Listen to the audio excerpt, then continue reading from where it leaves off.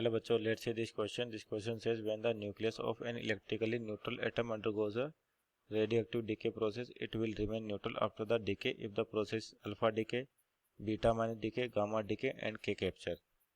तो सबसे पहले यहाँ देखिए आपके पास की कॉन्सेप्ट की बात करें, बेसिकली हो क्या रहा है यहाँ पे कि आपके पास जो न्यूक्लियस होते हैं वो अनस्टेबल होते हैं जनरली।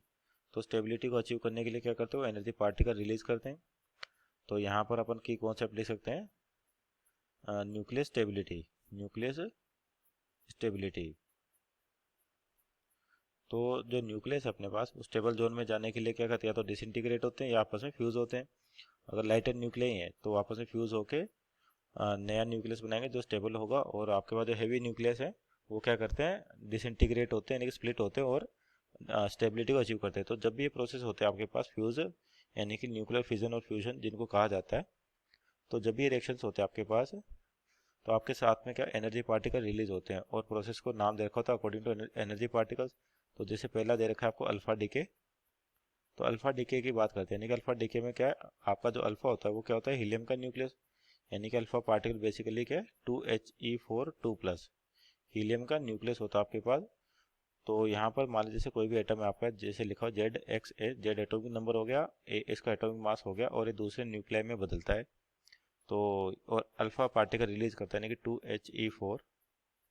तो यहाँ पर जो एटॉमिक नंबर है 2 से कम हो जाएगा और मास नंबर 4 से कम हो जाएगा आपके पास, प्लस सम एनर्जी मिलेगी आपको। तो अल्फा पार्टिकल में क्या हो रहा है कि इलेक्ट्रिकली न्यूट्रल, तो यहाँ पर तो क्या होगा चार्ज आ गया आपके पास, तो यानी कि अल्फा डीके में तो ये आपका गलत हो गया। इसी तरह से दूसरे की बात करते हैं जिसको बीटा डीके कह रखा है और बीटा नेगेटिव।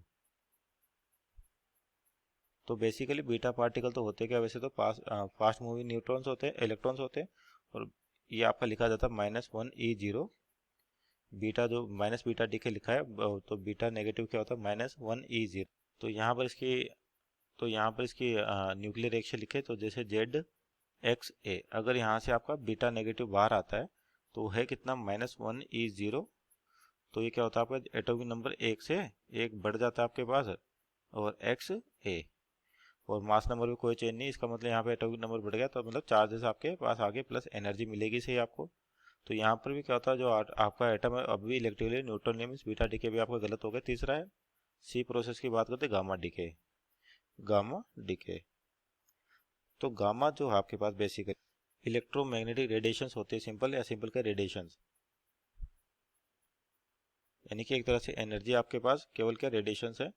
तो यहाँ पर रेडिएशन यानी कि जब भी गामा पार्टिकल एमिट होता है तो आपके पास एटॉमिक नंबर ना ही मास नंबर में कोई चेंज नहीं आता, क्योंकि सिंपल है क्या है आपके पास रेडिएशंस कह सकते हैं या सिंपल एनर्जी कहें अपन, इलेक्ट्रोमैग्नेटिक वेव्स कह सकते हैं इनको। तो गामा जो रेडिएशंस आपके पास ये होती हैं। तो यहाँ पर अगर गामा डीके होता है तो आपके पास क्या होता है, एनर्जी रिलीज होती है और एटॉमिक नंबर और मास नंबर किसी में कोई चेंज नहीं आता। इसका मतलब अभी भी आपका एटम के इलेक्ट्रिकली न्यूट्रल है। और जैसे गामा रेडिएशन से आपके पास जब अल्फा डीके होता है तो वहाँ पर भी गामा रेडिएशन मिल सकती हैं। हो सकता है आपका जो न्यूक्लियस हो इंटरमीडिएट स्टेज पे पहुंचा और अभी भी अनस्टेबल हो, तो ये गामा रेडिएशन रिलीज कर सकता है। उसी तरह से बीटा डीके में भी गामा मिल सकता है अपने को, तो एनर्जी रिलीज होती है बेसिकली।